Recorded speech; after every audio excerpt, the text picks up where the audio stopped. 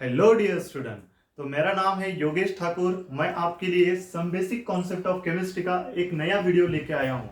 तो बेटा, last lecture में हमने जो देखा है वो है एटॉमिक मास के बारे में। उसके बाद हमने मोलार मास के बारे में भी थोड़ा बहुत उसमें देखा भी है। आज के लेक्चर में हम लोग मॉलिक्यूलर मास के बारे में डिस्कस करना स्टार्ट कर देंगे। अब मॉलिक्यूलर मास जो है वो आपको आना चाहिए, क्योंकि कौन से भी प्रॉब्लम जो सॉल्व करने के लिए आपको मॉलिक्यूलर मास जो है वो निकालना आना चाहिए।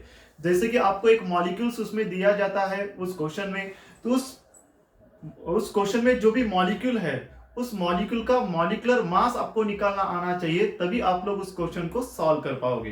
तो आपको ये जो वीडियो है वो एंड तक देखना है। आप एंड तक इस वीडियो को अगर देखोगे तो आपको 101% मॉलिक्यूलर मास किसी भी मॉलिक्यूल्स का निकालना आपको आ जाएगा। तो चलो हम लोग शुरू करते हैं मॉलिक्यूलर मास के बारे में। तो सबसे पहले मैं क्या करूंगा, एक एग्जांपल्स लेके आपको एक्सप्लेन करूंगा और उसके बाद उसकी डेफिनेशन और बहुत सारे एग्जांपल्स हम लोग करेंगे। तो चलो शुरू करते हैं। जैसे कि मान लो बेटा, मैं एक एग्जांपल ले रहा हूं H2O का। तो H2O तो सबको पता है। अब मुझे क्या करना है, इसका मॉलिक्यूलर मास निकालना है। तो मॉलिक्यूलर मास ऑफ H2O मुझे निकालना है। तो अब देखो बेटा कि H2O का मॉलिक्यूलर मास निकालना है। अब इसका मॉलिक्यूलर मास निकालने के लिए ऐसी कौन कौन सी चीजें हैं जिसके बारे में हमें पता होना चाहिए। कौन कौन सी चीजें हुए हैं बेटा, चलो तो मैं बताता हूं। देखो, अब देखो बेटा, सबसे पहले तो आपको उस मॉलिक्यूल को देखना है अच्छे से। आपने देखा भी है। उसके बाद उस मॉलिक्यूल्स के अंदर कौन कौन से एटम्स प्रेजेंट है वो देखना है। तो एटम्स कौन कौन से प्रेजेंट है बेटा, यहाँ पे तो हाइड्रोजन भी दिख रहा है, ऑक्सीजन भी दिख रहा है। ये भी समझ में आया। उसके बाद इसमें जो एटम्स प्रेजेंट है उसका मास नंबर आपको पता होना जरूरी होता है। तो मास नंबर तो आपको पता होना जरूरी होता है। तो हाइड्रोजन का मास जो है वो कितना होता है बेटा, बोलो 1। ऑक्सीजन का मास कितना होता है बेटा, बोलो 16। तो हमें मास भी पता चला। उसके बाद हम लोग मॉलिक्यूलर मास कैसे निकालेंगे, देखो। अब देखो बेटा कि हाइड्रोजन के कितने एटम्स है, 2। तो मैं क्या करूंगा, 2 मल्टीप्लाइड बाय 1 करूंगा। तो 2 मल्टीप्लाइड बाय 1 कैसे आएगा, बोलो। तो 2 मल्टीप्लाइड बाय 1 का मतलब है, ये जो 2 है वो 2 क्या है बेटा, नंबर ऑफ हाइड्रोजन एटम्स है। अब ये 1 क्या है बेटा, हाइड्रोजन का मास है, plus 1 multiplied by 16। 1 multiplied by 16, ये 1 क्या है, 1 क्या है, नंबर ऑफ ऑक्सीजन एटम्स है। ये 16 क्या है, मास ऑफ ऑक्सीजन एटम्स है। तो चलो उसको सॉल्व करेंगे। तो 2 multiplied by 1 2 plus 16 multiplied by 1 16 is equals to 18। 18 जो आया है वो क्या है, molecular mass of oxygen atoms है। मॉलिक्यूलर मास ऑफ H2O है। तो H2O का मॉलिक्यूलर मास हमने इस तरीके से निकाला है। तो आपको समझ में आया होगा कि किसी भी मॉलिक्यूल का मॉलिक्यूलर मास निकालने के लिए उसमें जो भी एटम्स प्रेजेंट है उसका मास नंबर पता होना हमें जरूरी होता है। तो अभी हम लोग क्या करेंगे, कुछ इंपॉर्टेंट एलिमेंट्स और उनका मास नंबर मैं आपको यहाँ पे लिख के दूंगा। उसके बाद हम लोग क्या करेंगे बेटा, उसकी डेफिनेशन देखेंगे मॉलिक्यूलर मास की, और बहुत सारे एग्जांपल्स हम लोग सॉल्व करेंगे, तो आपको ऑटोमेटिक वो आ जाएगा। तो चलो बेटा,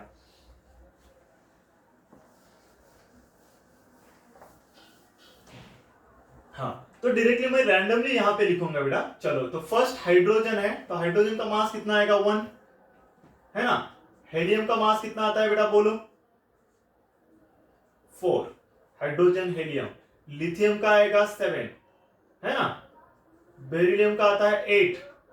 बोरॉन का आएगा 10। Hydrogen helium lithium beryllium boron. Carbon का आता है 12। नाइट्रोजन का आता है 14। ऑक्सीजन का आता है 16। और फ्लोरीन का आता है कितना बेटा, बोलो, वो आता है 19। नियॉन का आता है कितना बेटा, बोलो, नियॉन का तो 20 है।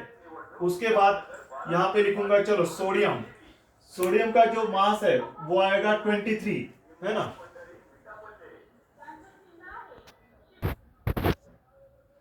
हाँ, तो देखो Na का जो मास नंबर है वो कितना है बेटा, 23। मैग्नीशियम का है 27। एल्यूमिनियम का है 20, सॉरी, मैग्नीशियम का कितना आता है बेटा, मैग्नीशियम का आता है 24। ओके, एल्यूमिनियम का कितना आता है बेटा, 27। सिलिकॉन का है 28। फॉस्फोरस का है 31। सल्फर का 32। क्लोरीन का 35.5। पोटेशियम का 39। कैल्शियम का 40। अब यहाँ पे क्रोमियम जो है उसका मास नंबर कितना है बेटा, देखो यहाँ पे 52। मैग्नीज का है 55। कॉपर का है 63। जिंक का है 65। ब्रोमीन का है 80। सिल्वर का है 108, बेरियम का है 137, मर्क्यूरी का 200, लीड का है 208 और Fe का है 56। यहां पे क्या लिखा है बेटा, कुछ इंपॉर्टेंस एलिमेंट्स और उसका मास नंबर मैंने लिखा है। ओके, तो ये आपको कम से कम इतना तो एलिमेंट जो है उनका मास नंबर आपको पता होना चाहिए। ओके, क्योंकि बेटा आपको जो भी एग्जांपल दिया जाएगा, किसी मॉलिक्यूल्स दिया जाएगा प्रॉब्लम में, तो ये जो इंपॉर्टेंट एलिमेंट्स है इनके ही कंपाउंड का वो दिया जाता है, जिसकी वजह से आपको वो पता होना चाहिए। कम से कम इतने तो एलिमेंट्स का मास आपको पता होना चाहिए। तो चलो हम लोग उसकी डेफिनेशन लिखेंगे और कुछ मॉलिक्यूल्स का मॉलिक्यूलर मास निकालना स्टार्ट कर देंगे। ओके, तो आपने ये लिखा भी होगा। आपको क्या करना है बेटा, वीडियो को पॉज करके लिखना है ये। ओके,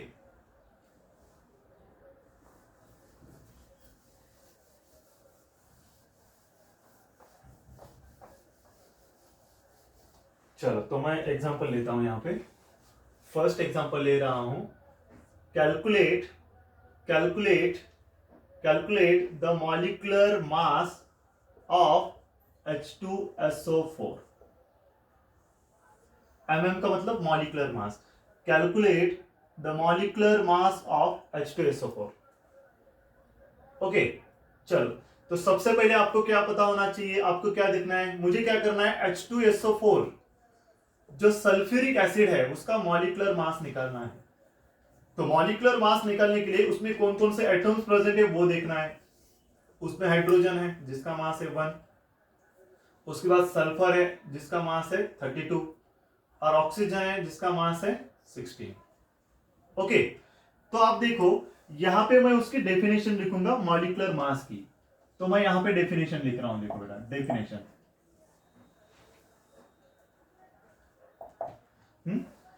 अब मॉलिक्यूलर मास का मतलब होता है sum of atomic masses of all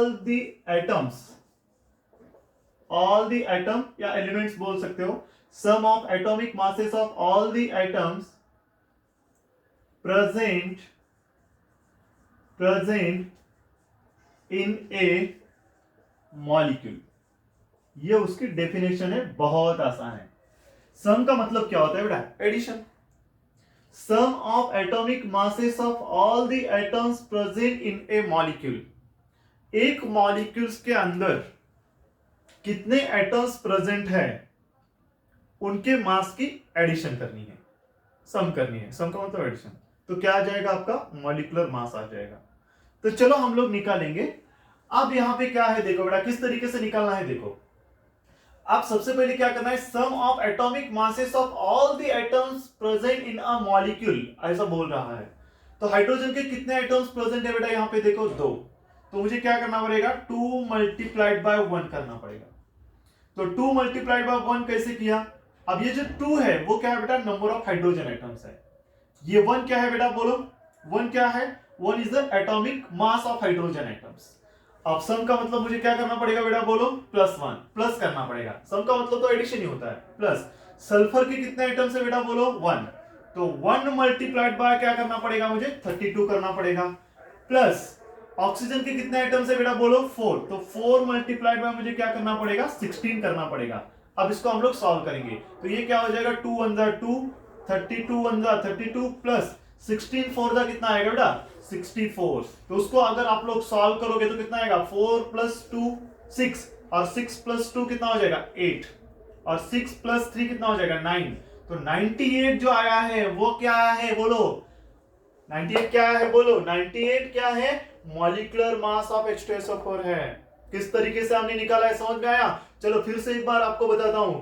आपको क्या करना है, सबसे पहले जो मॉलिक्यूल्स दिया है उसको देखना है अच्छे से, और देखने के बाद उसमें कौन कौन से एटम्स प्रेजेंट है उसको देखना है। तो मैंने देखा तो उसमें हाइड्रोजन प्रेजेंट है, सल्फर प्रेजेंट है, ऑक्सीजन प्रेजेंट है।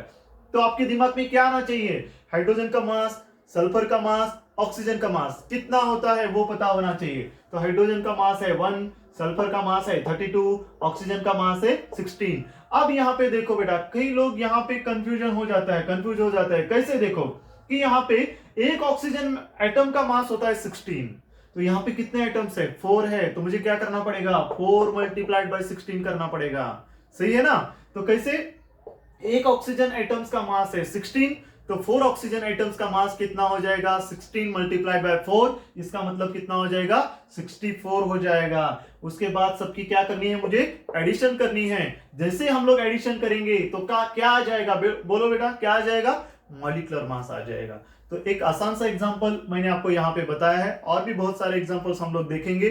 चलो, तो मैं नेक्स्ट एग्जांपल ले रहा हूं सेकेंड, ये तो आप फर्स्ट, सेकेंड में एग्जांपल ले रहा हूं H3PO4 का। इसका नाम क्या है बेटा, बोलो, फास्फोरिक एसिड है। चलो आप लोग ट्राई कीजिए, फास्फोरिक एसिड पॉज करके ट्राई कीजिए, कितना आता है बोलिए, कितना आता है बोलिए। चलो तो मैं बताऊंगा। तो हाइड्रोजन का एटॉमिक नंबर तो है 1, फास्फोरस का कितना है बेटा 31, ऑक्सीजन का कितना है 16, इतना तो पता है ना। फास्फोरस का कितना है 31, ऑक्सीजन का कितना है 16, हाइड्रोजन का 1। तो हाइड्रोजन के कितने आइटम्स है बोलिए, 3 आइटम्स है। तो मुझे क्या करना पड़ेगा, 3 मल्टीप्लाइड बाय 1।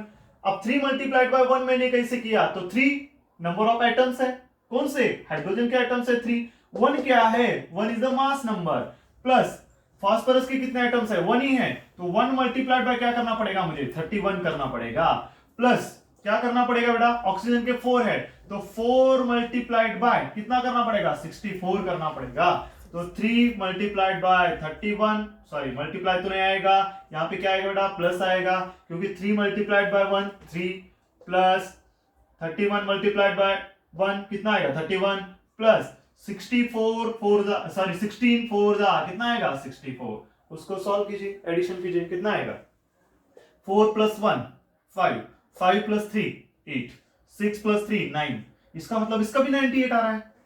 तो molecular mass of H3PO4 phosphoric acid, उसका भी कितना आ रहा है बेटा, 98 आ रहा है।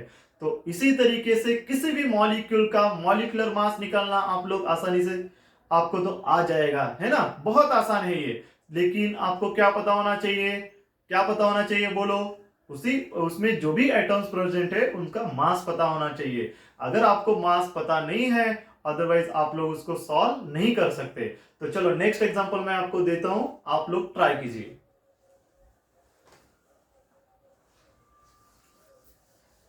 चलो यहां पे देता हूं, चलो बेटा, थर्ड C6H12O6, C6H12O6 क्या नाम है इसका, ग्लूकोज है, क्या है, ग्लूकोज है। चलो ट्राई कीजिए। चलो कार्बन का मास है 12, हाइड्रोजन का मास है 1, ऑक्सीजन का मास है 16। ओके, चलो तो क्या करना है, कार्बन के आइटम्स कितने हैं 6 मल्टीप्लाइड बाय 12, प्लस ऑक्सीजन का तो मास होता है 1, ऑक्सीजन के आइटम्स कितने हैं 12, तो 12 मल्टीप्लाइड बाय 1, प्लस हाइड्रोजन का, ये हाइड्रोजन की बात चल रही है। ओके, हाइड्रोजन का मास है 1, हाइड्रोजन के आइटम्स है 12, उसके बाद प्लस ऑक्सीजन के आइटम्स कितने हैं 6, और मास नंबर कितना है 16। चलो 12 6 का कितना आ जाएगा 72। ओके, प्लस 12 1 जा 12, अब 16 6 का कितना आ जाएगा बोलो, 96 आ जाएगा ना, अरे हाँ या ना बोलो, 96 आता है, 96। एडिशन कीजिए, क्या आता है 6 प्लस 2 8, 8 प्लस 2 10, ये आ जाएगा 0। अब यहां पे देखो, तो 6 प्लस 2 8 और 8 प्लस 2 कितना हो जाएगा 10 हो जाएगा, तो यहाँ पे आया 0, और 9 प्लस 1 10 11, और 11 प्लस 7 कितना आ जाएगा 18, तो 18, तो 118 ये जो आया है वो क्या आया है, मॉलिक्यूलर मास ऑफ, क्या आया है बोलो, क्या आया है, ग्लूकोज का मॉलिक्यूलर मास आया है।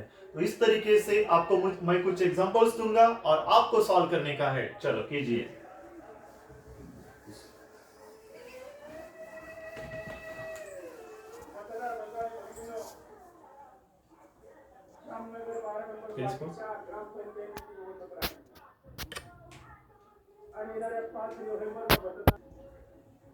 हाँ, तो चलो बेटा नेक्स्ट एक मैं एग्जांपल दे रहा हूं, वो आपको सॉल्व करने का है।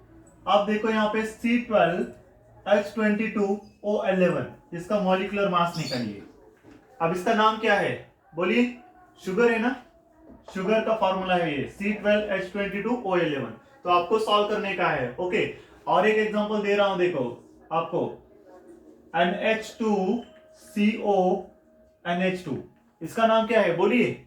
इसका नाम है यूरिया। यूरिया का फॉर्मूला है ये। इसको हम लोग प्यार से कैसे लिख सकते हैं, देखो NH2C+O तो इसको दिमाग मत लगाओ आप लोग, तो इसको सॉल्व करो, नाइट्रोजन, हाइड्रोजन, कार्बन, ऑक्सीजन, ऐसे लेके सॉल्व कीजिए।